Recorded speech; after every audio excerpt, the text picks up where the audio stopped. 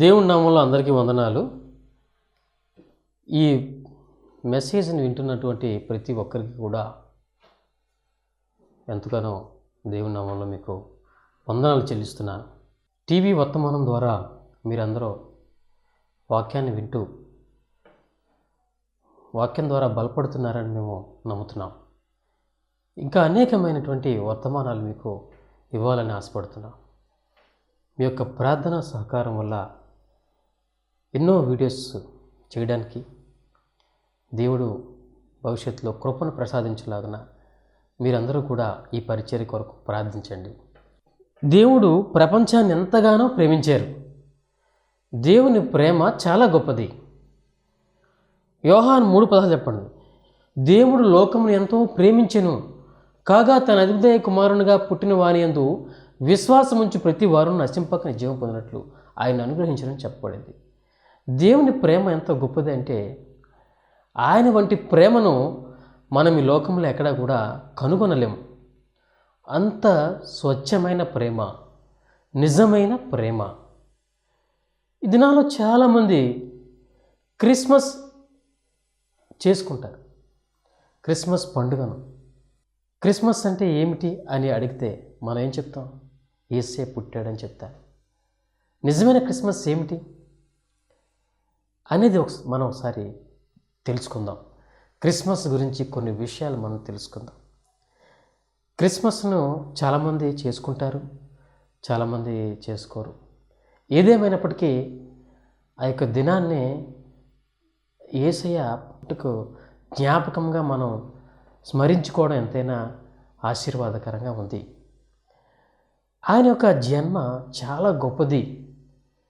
మానవ రూపంలో మన కొరకు ఆయన వచ్చారు, ప్రాణం పెట్టారు. ప్రాణం పెట్టేంతగా మనల్ని ప్రేమించారు. ఒక వ్యక్తి ప్రేమను మనం ఏ విధంగా చెప్పగలం?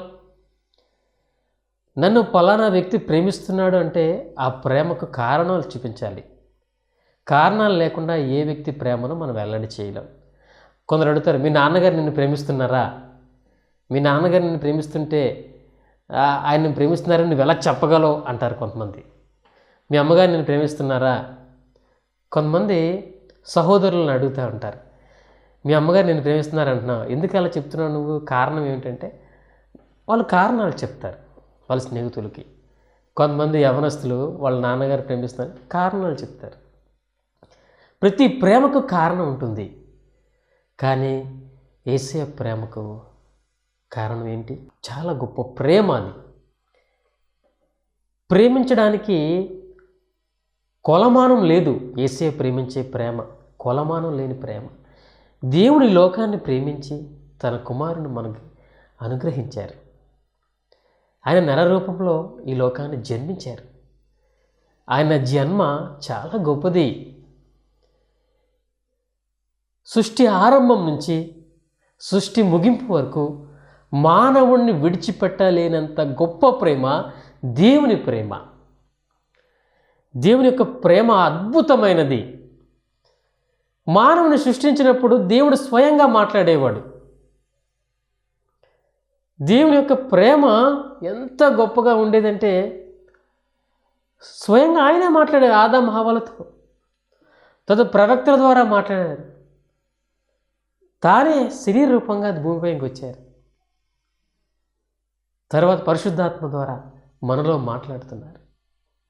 ఎంత గొప్ప ప్రేమ చూడండి యేసయ్య ప్రేమ. దేవుని యొక్క ప్రేమ ఎంత గొప్పది. పతనమవుతున్న మానవ జీవితాలను బాగుపరచాలి. పాపపూరితమైన మానవ జీవితాలను, మలినమైనటువంటి జీవితాలను మార్చాలి అని ఆయన జన్మించారు. యేసయ్య జన్మించిన కారణం నా పాపముల నిమిత్తమే ఆయన జన్మించారు. సర్వలోక పాపములను పరిహరింపడకు ఆయన తన మీద పాపములను వేసుకున్నారు. త్యాగం చేశారు. ఆయన ప్రేమ త్యాగంతో కూడుకున్నది. ఆయన ప్రేమ అద్భుతమైనది. క్రిస్మస్ అంటే కేకులు కట్ చేసుకోవడం, పార్టీలు చేసుకోవడం, డెకరేషన్స్ చేసుకోవడం కాదు. నీ హృదయంలో ఆయన జన్మ నీ కోసం, నీ పాప పరిహారం చేయుట కొరకు, నిన్ను సమాధాన జీవితాన్ని దయచేయుట కొరకు, రోత వంటి జీవితాన్ని మార్చుట కొరకు ఆయన జన్మించాడని నీవు నమ్ముటే నిజమైన క్రిస్మస్. ఆ దినమున, క్రిస్మస్ దినమున నువ్వు చేసే అన్ని కార్యక్రమాలు సరైనవి కాదని నేను చెప్పడం లేదు. అవి సరైనవే, అవి నీ సంతోషపరిచేవే. ఆయనకై నువ్వు లోకంలో నేను దేవుని బిడ్డనే, క్రిస్మస్ దినాన్ని జరుపుకుంటున్నానని ఆయన కొరకు నువ్వు నిలబడడం మంచిదే. కానీ నిజమైన క్రిస్మస్ ఏంటో నీకు తెలుసా? నీ హృదయంలో నా పాపం నిమిత్తమై యేసే భూమి వైపుకి వచ్చారు, నా పాపములు క్షమించడం కొరకు ఆయన వచ్చాడు, నాలో సమాధానం నింపుడు కొరకు వచ్చాడు, నన్ను రక్షించుకోవడానికి వచ్చాడు అని నిజంగా నువ్వు విశ్వసించే నిజమైన క్రిస్మస్. ఆయన యొక్క జన్మను నువ్వు జ్ఞాపకం చేసుకోవాలి, ఆయన యొక్క మరణాన్ని నువ్వు జ్ఞాపకం చేసుకోవాలి, ఆయన రావడానికి గల కారణాలు నువ్వు జ్ఞాపకం చేసుకోవాలి. ఎడబాయిన ప్రేమ, లెక్కింపలేని గొప్ప కృప, ఆయన ప్రేమ ఆయన్ని ముందుకు వచ్చేలా చేసింది. నిన్ను ఆయన ప్రేమించాడు కనుక నీ ముందుకు ఆయన వచ్చారు. మానవ రూపంలో ఆయన నీ దగ్గరికి వచ్చారు, కారణం నిన్ను ఆయన ప్రేమిస్తున్నారు. ఈ లోకంలో ప్రేమ ఏ విధంగా ఉంటుంది? ఆశించే ప్రేమగా ఉంటుంది. ఈ లోకంలో ఒక తండ్రి ప్రేమ, ఒక తల్లి ప్రేమ, ఒక సహోదరుడి ప్రేమ, ఒక సహోదరి ప్రేమ, ఒక భర్త ప్రేమ, భార్య ప్రేమ, బంధుమిత్రుల ప్రేమ ఈ దినాలు ఎలా ఉందో మీరు పరీక్షణ చేసుకోండి. వ్యక్తిగతంగా మీరు ఆలోచన చేయండి. నీవు కలిగి ఉన్న ప్రతి బంధువు, ప్రతి రిలేషను నిజంగా నిన్ను ప్రేమిస్తున్నారా అని ఆలోచన చేసుకోవాలి. నీ నుండి ఏదో ఆశించే ప్రేమిస్తున్నారనే విషయాన్ని గుర్తుంచుకోవాలా. స్వచ్ఛమైన ప్రేమను మనం ఈ దినాల్లో చూడలేము, కానీ ఆయన స్వచ్ఛమైన ప్రేమతో నిన్ను ప్రేమించడానికి నీ కొరకు భూలోకాన్ని జన్మించారు. నా కొరకు జన్మించాడు యేసయ్య నీ హృదయంలో నువ్వు ఎప్పుడైతే నిజమైనటువంటి ఆయనకు ఆరాధన చేస్తావో అదే నిజమైన క్రిస్మస్గా నీ జీవితంలో ఉంటుంది. బైబిల్లో కొన్ని వచనాలు కూడా మనం చూద్దాం. ఆదికాండం 1:1 చెప్పబడింది, ఆది యందు దేవుని ఆకాశమును భూమిని సృజించాను. ఆది యందు దేవుడు భూమిని ఆకాశాన్ని సృష్టించారు. ఎందుకు సృజించవలసి వచ్చిందో తెలుసా? ఈ సమస్తంలో అనేకమైన జీవరాశులు ఉన్నాయి. నువ్వు ఏ పాటి వారివి? నిన్ను ప్రేమించడానికి 3 వంతుల నీరు, 1 వంతు భూభాగం ఉంది. ఆ 1 వంతు భూభాగంలో ఎడారులు లేవా? అరణ్యాలు లేవా? నదులు లేవా? కానీ అందులో కూడా నువ్వు జీవిస్తున్న నిన్ను ఆయన లక్ష్యపడ్డానికి నువ్వు ఏమాత్రం, కానీ ఆయన నీ కొరకు ఇవన్నీ సృష్టించారు. నీ కొరకు ఆయన ప్రాణం పెట్టారు, నీ కొరకు ఆయన జన్మించారు. దేవుని యొక్క దృష్టిలో నీ యొక్క విలువ అంత గొప్పది. విలువైన వ్యక్తివి, విలువైన పాత్రవి నువ్వు. చూడండి, మనం ఒక మార్కెట్కి వెళ్తాం, కూరగాయల షాప్కి వెళ్ళినప్పుడు చక్కని కూరగాయలు నువ్వు తీసుకుంటావు, కులిపోయిన కూరగాయలు నువ్వు తీసుకుంటావా? చిన్న గీత ఉన్న కూరగాయలు నువ్వు తీసుకుంటావా? వస్త్రాలు కూడా చక్కగా ఉన్న వస్త్రాలు తీసుకుంటావు. నీకు రేటు తక్కువగా ఇస్తాను తీసుకో, చిన్న గీతే కదా ఉంది అంటే నువ్వు వస్త్రాన్ని తీసుకుంటావా? తక్కువ రకము ఆహారాన్ని భుజిస్తావా? నువ్వు తినే ఆహారము, నువ్వు కట్టుకునే బట్టలు, నువ్వు వెళ్ళే ప్రదేశాలు అన్నీ కూడా శ్రేష్టంగా ఉండాలని అనుకుంటున్నావే. ఆ విధంగా అనుకుంటా. దేవుడు నిన్ను ఏ విధంగా ఆలోచించాడు చూడండి. దేవుడు బలహీనల కొరకు వచ్చాడు, దేవుడు ఎన్నిక లేని వారి కొరకు వచ్చాడు, దేవుడు అనాథుల కొరకు వచ్చాడు, దేవుడు బాధించబడుతున్న వారి కోసం వచ్చాడు. ఎంత గొప్ప ప్రేమ దేవుని ప్రేమ. ఆయన జన్మ ఎలా ఉంది? ఆయన పశువుల పాకలో జన్మించారు. ఎంత గొప్ప ప్రేమ! ఆయన ప్రేమ ఎంత గొప్పది చూడండి. సృష్టి ఆరంభం నుంచి సృష్టి ముగింపు వరకు కూడా ఆయన ప్రేమిస్తూనే ఉన్నారు. ఆ ప్రేమ శరీర రూపంగా మందికి వచ్చింది. బైబిల్లో మనం కొన్ని విషయాలు తెలుసుకుందాం. ప్రియమైన దేవుని బిడ్డలారా, నువ్వు ఏ వయసులో ఉన్నా, నువ్వే స్థాయిలో ఉన్నా, నువ్వెంత ఏ పరిస్థితిలో ఉన్నా, బలహీనంగా ఉన్నా బలంగా ఉన్నా, ఆత్మీయంగా ఉన్నా ఆత్మీయంగా బలహీనంగా ఉన్నా, ధనవంతుడిగా ఉన్నా బీదవాడిగా ఉన్నా, ఒక్క విషయం నువ్వు గుర్తుపెట్టుకో, యేసే నీ కోసం వచ్చాడు అనే విషయాన్ని గుర్తుపెట్టుకో. యేసే నీతో ఉన్నాడు అనే విషయాన్ని గుర్తుపెట్టుకో. యేసే నీ జీవితంలో అద్భుతం చేయగలడు అని నువ్వు గుర్తుపెట్టుకో. ఆయన జననం మన పాపములను పరిహరింపచేసింది. సర్వలోక పాపముల కొరకు ఆ పాపములు చేసిన సర్వలోక జనులందరినీ సమాధానపరచడానికి, వాళ్ళ పాపముల నుండి విడుదల దయచేయడానికి ఆయన వచ్చారు. భారభరితమైన పాపమును ఏ విధంగా నువ్వు తీసివేయగలవు? అది యేసయ్య రాక వల్ల జరిగింది. ఆయన జన్మించుట వల్ల పాప పరిహారం చేయబడింది మన జీవితాల్లో. ఆయన పాపములను మోసుకొని పో గొర్రె పిల్లలు ఆయన వచ్చారు.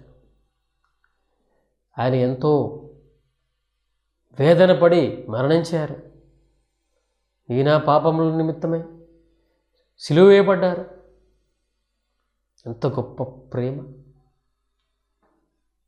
శ్రేష్టమైన వాటిని కోరుకునే మనం, ఏ శ్రేష్టత మనలో ఉందని ఆయన మనల్ని కోరుకున్నాడు, మన కొరకు వచ్చాడని ఆలోచన చేయాలి.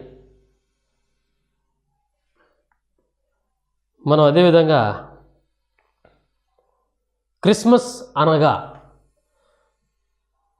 చూద్దాం. సి అనగా 1వ దెస్సలోనికీయులు 2:11 మానవుడిని పిలవడానికి వచ్చినారు. మానవుడిని పిలవడానికి,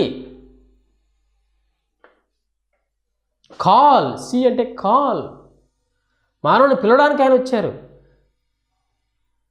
బలహీనులను పిలవడానికి వచ్చారు. ఎన్నిక లేని వారిని పిలవడానికి వచ్చారు. పాపాత్మను రక్షించడానికి వచ్చారు. కృంగిపోతున్న వాళ్ళని కాపాడడానికి వచ్చారు. పిలిచారు, పిలుచుకున్నారు. యేసయ్య హీల్, బాగు చేయడానికి వచ్చారు. లూకా 4:18 బాగుపరచడానికి వచ్చారు. రక్తస్రావం గల స్త్రీలను స్వస్థపరిచారు. గుడ్డివారిని స్వస్థపరిచారు. మూగవారిని స్వస్థపరిచారు. కృంటివారిని స్వస్థపరిచారు. కుష్ఠరోగులను స్వస్థపరిచారు. బాగు చేశారు. నీ జీవితంలో కూడా దేవుడు అద్భుతమైన కార్యాలు చేశారు. నిన్ను బాగుపరిచారు. ఈ వాక్యం ఉంటున్న వారు ఎవరైనా సరే బలహీనంగా ఉన్నారా? నా శరీరంలో ఏంటి ఈ అనారోగ్యం అనుకుంటున్నావా? దేవుడు నిన్ను బాగు చేయడానికి వచ్చిన విషయాన్ని గుర్తుపెట్టుకో. ఆయన పుట్టింది నీ యొక్క బాగు చేయడానికి కొరకే. నీ రోగం ఎటువంటిదైనా దేవుడు నిన్ను బాగు చేస్తున్నాడు. విమోచించుటకు వచ్చినారు. మత్తయి 20:28 ఉంది. రిడీమ్, విమోచించారు, కాపాడారు, హత్తుకున్నారు, రక్షించుకున్నారు. ఎంత గొప్ప ప్రేమ యేసయ్యది. ఆయన జన్మ ఎంత గొప్పదో ఆలోచన చేయాలి. 1 గంట 2 గంటలు సెలబ్రేషన్ చేసుకుంటే అయిపోతుందా క్రిస్మస్? కాదు. ప్రతి దినం కూడా నువ్వు దేవునితో చెప్పాలి, ప్రభువా నా కొరకు నువ్వు వచ్చావు, నన్ను బాగు చేయడానికి వచ్చావు, నన్ను రక్షించడానికి వచ్చావు, నా పాప భారాన్ని తీసివేయడానికి వచ్చావు అని నువ్వు ప్రతి దినం కూడా నీ హృదయంలో నువ్వు ఆలోచన చేయవలసి ఉన్నది, ప్రార్థించవలసి ఉన్నది, జ్ఞప్తికి తెచ్చుకోవలసి ఉన్నది. చిన్న సహాయం చేస్తేనే మనిషిని గణపరుస్తున్నావు. మరి నీ జీవితంలో ఎంత గొప్ప సహాయం చేశారు. మానవుడు సహాయము శరీరానికి సహకరిస్తుంది అంతే. అది ఉద్యోగ సహాయం చేస్తారు కొంతమంది, ఆర్థిక సహాయం చేస్తారు మరికొంతమంది, డబ్బు సహాయం చేస్తారు మరికొంతమంది, రకరకాల సహాయాలు చేస్తారు. కానీ ఆ సహాయాలన్నీ నీ ఆత్మీయ జీవితాన్ని బలపరచలేవు. నీ ఆత్మీయ జీవితాన్ని బలపరిచేది యేసయ్య. ఆత్మీయ జీవితానికి, దాంతోపాటు నీ శారీరక ఆరోగ్యానికి, నీ ఆర్థిక జీవితం అన్నిటికీ నీ సంబంధించిన ప్రతి వాటికి ఆయన జన్మించారు. పతనమవుతున్న నీ కోసం ఆయన జన్మించారు. నలిగిపోతున్న నీ కోసం ఆయన జన్మించారు. కృంగిపోతున్న నీ కోసం ఆయన జన్మించారు. పాపంలో కొట్టుమిట్టాడుతున్న నీ కోసం ఆయన జన్మించారు. ఘోరమైన పాపంలో, బురద వంటి పాపంలో నశించిపోతున్న నిన్ను రక్షించుటకు ఆయన జన్మించారు. ఇది కదా క్రిస్మస్. జీవం ఇవ్వడానికి వచ్చినారు. ఎస్ అంటే నశించిన దాన్ని వెతి రక్షించడానికి వచ్చినారు. లూకా 19:10 నశించిపోతున్న దాన్ని రక్షించడానికి వచ్చారు ఆయన. బోధించడానికి వచ్చినారు. టీచ్. మిస్టర్ పరిచారం చేయుటకు వచ్చినారు. పాపములు తీసివేయటకు వచ్చినారు. పాపలను రక్షించడానికి వచ్చినారు. చూసారా ఆయన ఎందుకు వచ్చారు? చూసారా, పాపులను రక్షించుటకు, పాపములు తీసివేయుటకు, పరిచారం చేయుటకు, బోధించుటకు, నశించిన దాన్ని వెతికి రక్షించుటకు, మానవుడిని పిలవడానికి, బాగు చేయడానికి. ఎన్ని విషయాలు. ప్రతిదీ మన కోసమే ఆయన జన్మించింది. ఆయన కోసం జన్మించలేదు. ఆయన ఏనాడు సుఖం అనిపించలేదండి యేసయ్య. ఆయన జన్మించిన తర్వాత ఆయన జీవించినటువంటి ఆ యొక్క సమయంలో ఎటువంటి సుఖం ఆయన అనుభవించలేదు. నిందలు, అవమానాలు, బాధలు, కృంగుదలలు అన్నిటినీ కూడా ఆయన అనుభవించారు. దీనికి కారణం ఏమేంటో తెలుసా? నిన్ను ప్రేమించటం. నిన్ను ప్రేమించడానికి అవన్నీ ఆయన భరించారు. సంతోషంగా భరించారు. చూడు ఎంత గొప్ప ప్రేమ. నిజమైన ప్రేమ యేసే ప్రేమ. ఆయన జన్మకు ఒక కారణము నీవు. సర్వలోక జనులు విమోచనకు, బాగుదలకు, నలిగిపోతున్న, కృంగిపోతున్న వారి కొరకు ఆయన జన్మించారు. ఈ దినాల్లో సమాధానం లేక ఎంతోమంది చనిపోతున్నారు, ఆత్మహత్యలు చేసుకుంటున్నారు. సమాధానం లేక చాలామంది గొడవలు పడుతున్నారు, ఉద్రేకభరితవుతున్నారు. బీపీ, షుగర్, రకరకాల వ్యాధులకు లోనవుతున్నారు. కారణం ఏమిటి? వాళ్ళ దేవుడు వాళ్ళలో లేరు. దేవుని చేసిన కార్యాలు మర్చిపోయారు. లోకపరమైనటువంటి విషయాలు వాళ్ళు ముందుకెళ్తున్నారు. నేత్రాల ద్వారా చూసేది హృదయంలోకి వెళ్తుంది. హృదయంలోకి వెళ్ళి మొత్తం జీవితాన్ని ప్రభావితం చేస్తుందనే విషయాన్ని మర్చిపోయారు. బాహ్యపరమైన అనేక విషయాలు యందు ఆసక్తి కలిగి ఉన్నారు.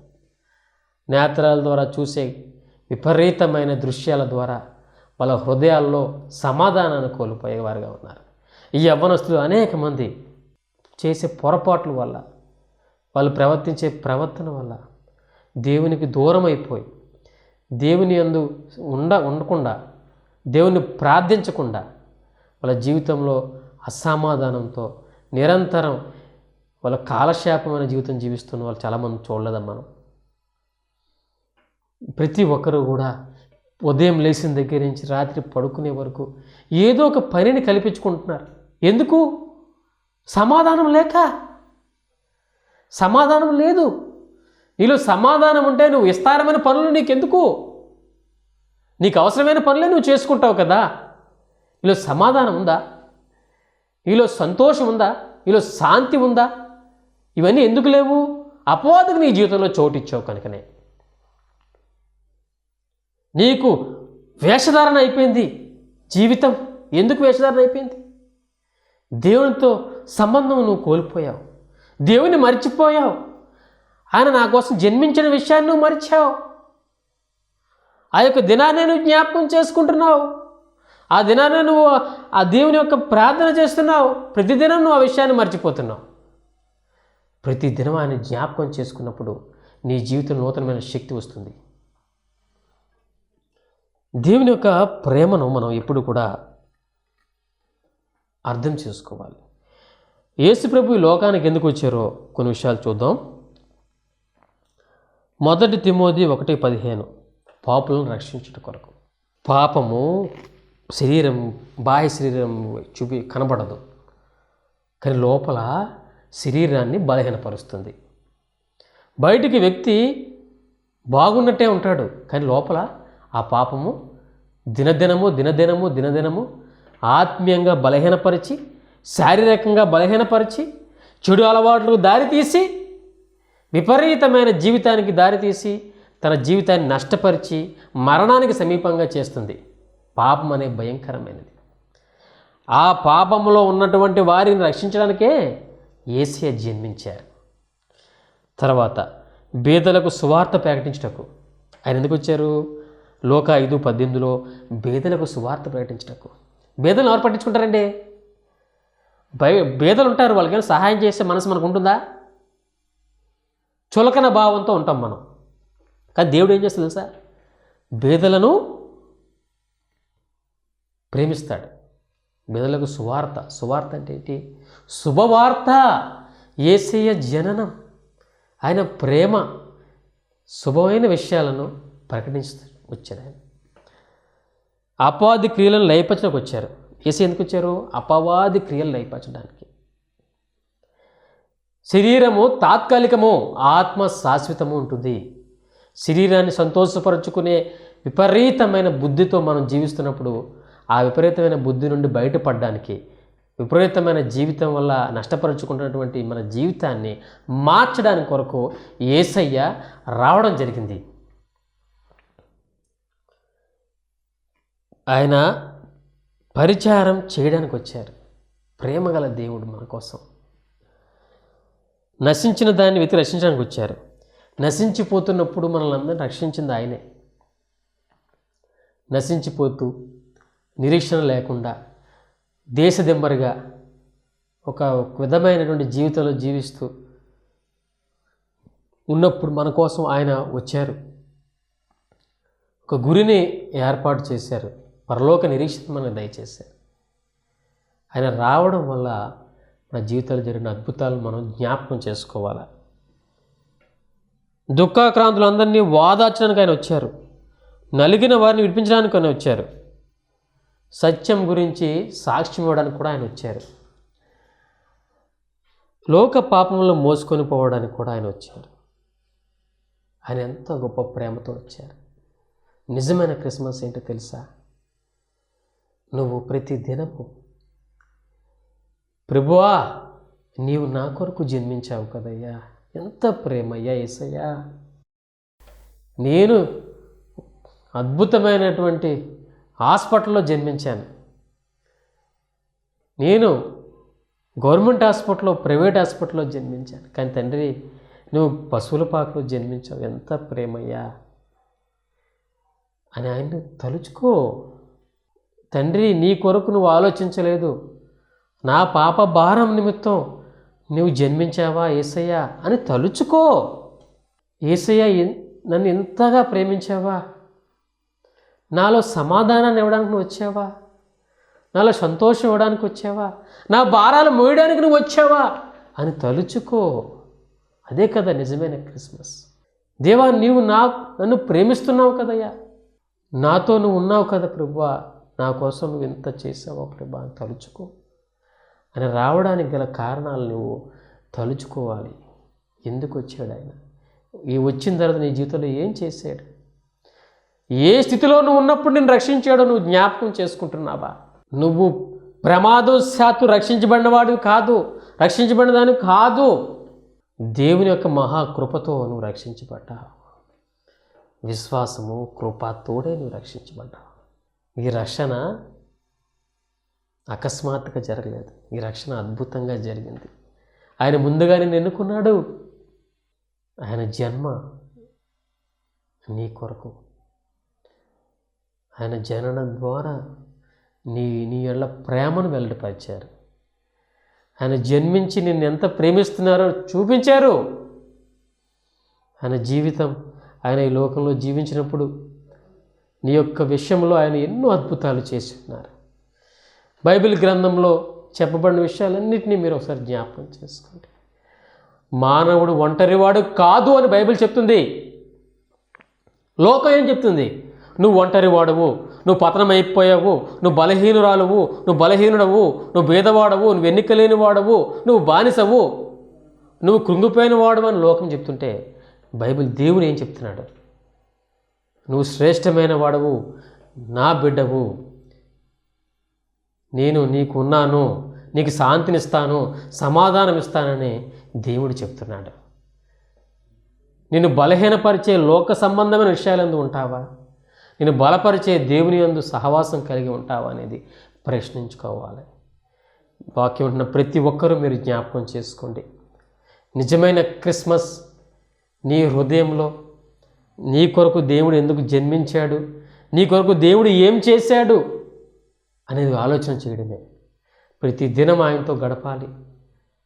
ఆయన జననం, మరణం, పునరుద్ధానం అని జ్ఞాపకం చేసుకోవాలి. ఆయనకి ఇష్టలుగా మనం జీవించాలి. అలా జీవించినప్పుడు మన జీవితంలో అద్భుతాలు జరిగే అవకాశం ఉంటుంది. ఆయన కృపలో మనం వర్ధిల్లేవారుగా ఉంటాం. మనకున్న ప్రతి బలహీనత నుండి మనం బలపరచబడేవారుగా ఉంటాం. మన బలహీనతలలో బలాన్ని ఇస్తాడు, శ్రమల్లో శక్తినిస్తాడు, తట్టుకునే శక్తినిస్తాడు. ముందుగా జ్ఞానంతో ప్రమాదాల్లో పడకుండా కాపాడబడే వివేచన ఇస్తాడు. దేవుని కలిగి ఉండటం వల్ల ఎన్నో లాభాలు మనకుంటాయి. మనలో ప్రతి ఒక్కరూ పరీక్షించుకుందాం. ప్రభువా, నువ్వు నా కొరకు వచ్చావు తండ్రి, నా జీవితంలో ఎన్నో కార్యాలు చేసావు, నీ కొరకు నేను జీవిస్తాను ప్రభువా, నిన్ను వలే నేను ఉంటాను ప్రభువా, ఉప్పుగా ఉంటాను ప్రభువా, వెలుగ్గా ఉంటాను ప్రభువా అని దేవుని యందు తీర్మానం చేసుకోవాలి. వ్యక్తిగతంగా ప్రార్థించాలి, వ్యక్తిగతంగా ఆయనతో గడపాలి. అప్పుడు నీ జీవితంలో అద్భుతాలు చేసేవారిగా ఉంటారు. మునుపటి ప్రేమను మర్చిపోకూడదు, మునుపటి కార్యాలను మర్చిపోకూడదు. ప్రతిదీ నెమరు వేసుకోవాలి. నెమరు వేసుకున్నప్పుడు మన జీవితంలో అద్భుతాలు చూసేవారుగా ఉంటాం. ఈ యొక్క వాక్యం విన్న ప్రతి ఒక్కరూ మీరు జ్ఞాపకం చేసుకోండి. యేసే ప్రేమను మీరు అర్థం చేసుకోవాలి. ఆయన జననం గురించి ఆలోచన చేయాలి. వింటున్న ప్రతి ఒక్కరిని దేవుడు మీతో మాట్లాడుతున్నాడు. దేవుడు మిమ్మల్ని మీకు సంధిస్తున్నాడు. ఆయన కొరకు జీవించుటకు మీరు సిద్ధపడాలి. ఆయనలో ఫలించుటకు మీరు సిద్ధపడాలి. మీ చుట్టుపక్కల ఉన్న వారికి, మీ కుటుంబం వారు ప్రతి ఒక్కరూ మీ ద్వారా ఆశీర్వదించబడాలి. దేవునితో సన్నిహితంగా బలంగా ఉంటూ అనేకమైన అద్భుత కార్యాలు మీరు చూస్తూ మీ సమాధానాన్ని, మీ శాంతిని, దేవుని ద్వారా పొందుకున్న ప్రతి మేలును ఇతరులకు పంచేవారుగా మీరు ఉండాలని నేను కోరుకుంటున్నాను. ఈ వాక్యాన్ని ప్రతి ఒక్కరూ మీరు వ్యక్తిగతంగా పరీక్షించుకోండి. ప్రార్థన చేద్దాం. పరిశుద్ధుడా తండ్రి యేసయ్యా, నీకు వందనాలు తండ్రి. వర్తమానం ద్వారా మరి మాట్లాడిన ప్రతి బిడ్డని మీరు జ్ఞాపకం చేసుకుని ప్రతి ఒక్కరిని దీవించి ఆశీర్వదించండి. వాళ్ళు బలపరచండి, మీ కృపలో వర్ధిల్ల చేయండి. ప్రతి ఒక్కరిని పేరు పేరుని మీరు దీవించి ఆశీర్వదించమని నరుడైన యేసు నామములో ప్రార్థిస్తున్నాం తండ్రి. ఆమేన్.